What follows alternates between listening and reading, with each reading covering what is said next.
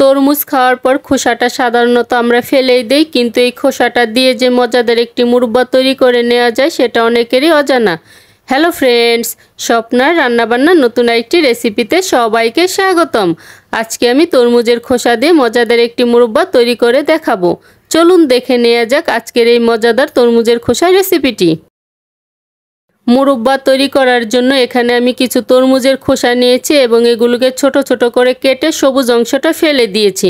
তারপর কাঁটা চামচের সাহায্যে তরমুজের সবগুলো খোসা কেচে নিয়েছি, এতে করে এর ভিতরে মশলাটা ভালো করে যাবে।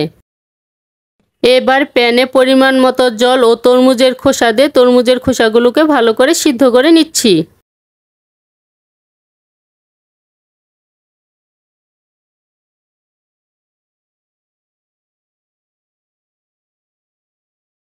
প্রায় 10 মিনিট জাল করে নেয়ার পর তরমুজের খোসাটা নরম হয়ে গিয়েছে এবং এর কালারটাও চেঞ্জ হয়ে গিয়েছে।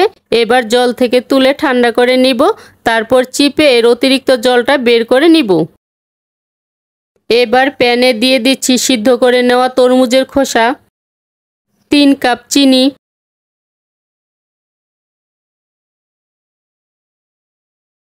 সুন্দর একটা ফ্লেভারের জন্য দিয়ে দিচ্ছি 2 টুকরো দারুচিনি, 2টি ছোট এলাচ ও 1টি স্টার অনিয়ন দিয়ে সবকিছু ভালো করে মিশিয়ে এটাকে আমি মিডিয়াম আঁচে জাল করে নিচ্ছি।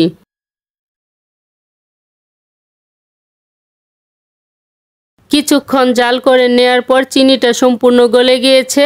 এবার এর সাথে আধা চা চামচ লবণ মিশিয়ে এটাকে আমি ততক্ষণ পর্যন্ত জাল করব যতক্ষণ না পর্যন্ত এর আঠালো ভাবটা চলে আসে।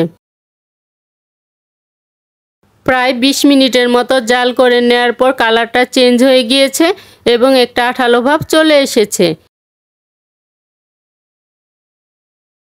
মুরব্বাটা যাতে অনেক দিন পর্যন্ত ভালো থাকে তার জন্য 2 টেবিল চামচ লেবুর রস ভালো করে মিশিয়ে নামিয়ে নিচ্ছি।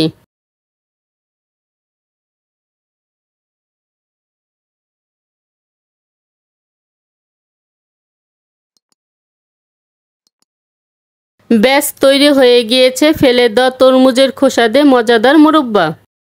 আজকের এই ফেলে দেওয়া তরমুজের খোসা দিয়ে মুরব্বার রেসিপিটি যদি ভালো লেগে থাকে তাহলে স্বপ্নার রান্নাবান্না চ্যানেলটি সাবস্ক্রাইব করে পাশে থাকা বেল আইকনে প্রেস করতে ভুলবেন না। আজকের মতো এখানেই বিদায় নিচ্ছি। দেখা হচ্ছে পরবর্তী নতুন কোনো রেসিপিতে।